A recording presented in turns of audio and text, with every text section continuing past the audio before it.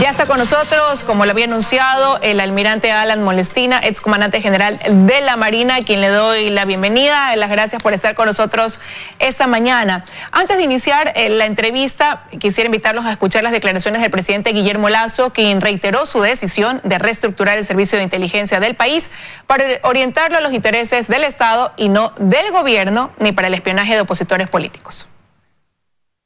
Se convirtió en una institución al servicio del gobierno, de los intereses políticos del gobierno, teniendo por objetivo espiar a los opositores políticos, a periodistas, a líderes sociales y a cada ecuatoriano que disentía o pensaba diferente al gobierno. Eso lo damos por terminado. Le doy nuevamente la bienvenida y me gustaría conocer su opinión ante este objetivo que tiene el gobierno, que se le ha encomendado al Ministerio de Defensa, de encaminar nuevamente las labores de inteligencia para lo que siempre fueron destinadas, ¿no? Y dejar de lado esta como política que se implementó más bien a través de un centro de inteligencia de persecución a quien ha sido oposición al determinado gobierno. Sí, buenos días a los televidentes. Sobre este particular de las declaraciones del señor presidente de la República, yo concuerdo que lamentablemente este organismo sumamente importante para la vida del Estado y de cualquier gobierno de turno, como es aquel que produzca la inteligencia estratégica, donde sea una ayuda para que se puedan tomar las decisiones políticas en el más alto nivel, se lo haya mal encaminado. Porque si nosotros leemos la ley de creación de este organismo, la SENAIN y luego el CIES, como actualmente tiene la denominación, pues sus tareas, sus funciones están muy bien establecidas. El problema es cómo se lo utilizó este organismo, lamentablemente, para una persecución política, para ciertas actividades ilícitas, como es el secuestro del activista Fernando Valda, pues que se desviaron completamente y descuidaron su tarea, su labor principal, que era de producir inteligencia que permitan elaborar escenarios y en base a eso se puedan emitir las políticas públicas relacionadas en muchos aspectos, como el de la seguridad, la defensa, económico, social. Ahora, para entenderlo quizás mejor, ¿qué dejó de pasar en el país una vez que la SENAIN tenía otras funciones en lugar, como usted dice, de planificar en base a inteligencia dirigida a mantener la seguridad del Estado? Le voy a dar un ejemplo muy patético, lo que ocurrió en la frontera norte. Pero en todos los organismos de seguridad, de inteligencia, ya se tenía el análisis, la conclusión de que una vez que se firme este acuerdo de paz entre las FARC y el gobierno de Colombia, porque no todos iban a abandonar las armas y se iban a formar muchos grupos flotantes, como realmente ocurrió. ¿Y eso qué iba a ocasionar? Iba a ocasionar una seria amenaza a la seguridad del Estado ecuatoriano, porque bien o mal, antes estas actividades ilícitas eran controladas por la FARC. Ahora pasaron a estar fuera de control y ya vemos todo lo que ocurrió en la frontera norte con estos lamentables sucesos de la muerte de nuestros compatriotas periodistas y militares también, cuando la inteligencia debió de haber advertido este escenario y con tiempo se debió de haber fortalecido la presencia del Estado en la frontera norte, la seguridad, las operaciones militares, cosa que no ocurrió porque estaban dedicados a otras tareas. Ahora, esta misión se la ha encomendado el presidente de la República al ministro de Defensa. Me gustaría también escuchar la opinión que él tiene de lo que es actualmente el CIES. Fue un centro de delincuencia, porque el hecho de hacer persecución, interceptación de teléfonos y hasta secuestro son actos delincuenciales, pero jamás el Estado puede perder la capacidad de tener inteligencia. Jamás el Estado puede dejar de conocer, de tener la información necesaria como para elaborar los planes que se requieren. Él habla de un centro de delincuencia. Lo pone ya no como solamente un centro de persecución, sino de delincuencia. Y ante eso le pregunto, ¿se vuelve necesario para arrancar un proceso de reestructuración desclasificar información, conocer realmente qué se hizo desde la SENAIN, en qué se invirtió el dinero que era adjudicado quizás a ese organismo. Totalmente concuerdo con usted y su sentir, estoy seguro que es el sentir de todos los ecuatorianos, porque se nos ha hablado tanto de esta SENAIN, de este CIES, que se dedicó a actividades ilícitas, a espiar a la gente, el secuestro de balas que ya lo mencioné, pero y hasta ahora solamente el exdirector de la SENAIN, el señor Romero, es el único que está preso.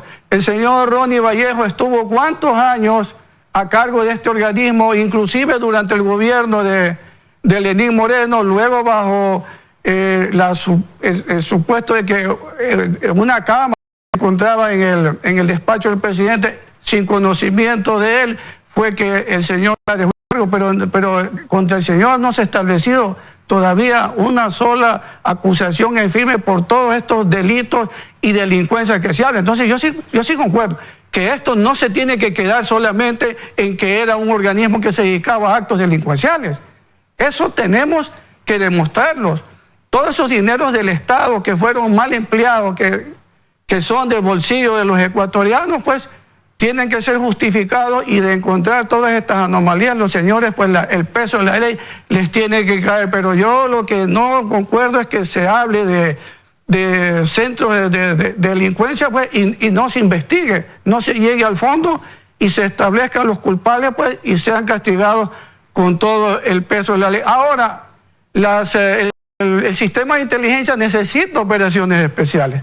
Necesita equipos para poder escuchar, pero todo encaminado dentro de una normativa legal, establecida, controlada, que tenga conocimiento la Fiscalía General del Estado, para que no sea desviado para actos que están fuera de lo que establece la normativa para la búsqueda de inteligencia en pro de que se puedan tomar las mejores decisiones políticas. ¿Hay alguna forma de garantizar ese buen uso de esos equipos? Porque claro, en el gobierno donde ejerció esta persecución a través de la SENAIN, también se dijo en algún momento que se adquirían los equipos precisamente para realizar este tipo de labores, y ya sabemos en qué terminó todo eso. Sí, lo mejor, en mi opinión, es la transparencia dentro de un marco, porque como son operaciones reservadas, pues no las puede conocer todo el mundo. Pero las autoridades competentes como la Fiscalía General del Estado y algunas otras sí deberían de tomar conocimiento que se están llevando a cabo